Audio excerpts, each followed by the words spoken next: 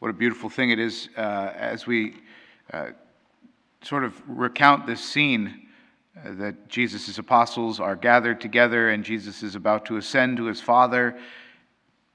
And we consider the last words to friends, last parting words. What are the things we really want to say?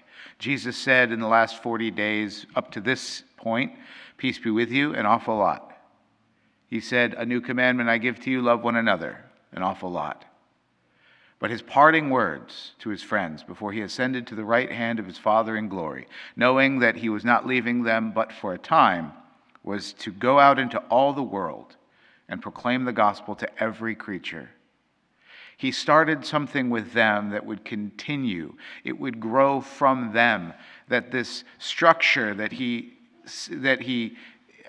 instituted in a seminal form in his apostles would explode throughout all the world.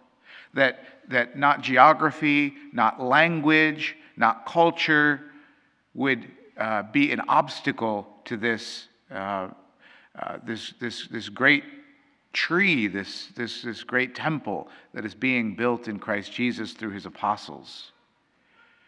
That through the waters of baptism, every human being can be reconciled to God.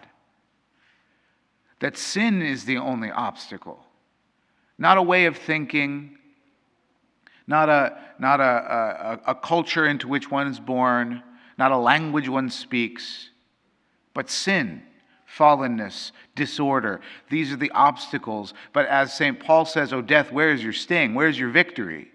Our victory is in Christ Jesus. Through the waters of baptism, we're restored to a friendship with God, regardless of who we are or where we live or when we live. And he gives, through his apostles, the ability to proclaim the word in a way that that word is effective, that is to say, through the sacraments, so that what he came to do can be done every day, everywhere in the world until he comes again in glory. St. Mark is called the evangelist. Of course, he wrote for St. Peter, St. Peter's Gospel, the Gospel of Mark. But he's with St. Paul an awful lot. He knows Luke. He knows all of these guys.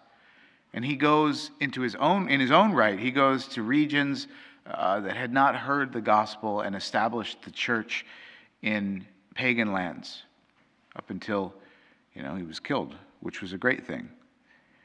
I think we so badly underestimate the value of the death of a Christian, whether it's through martyrdom or whether it's just of natural causes after a life lived well, that we who share in a death like Jesus share in his resurrection.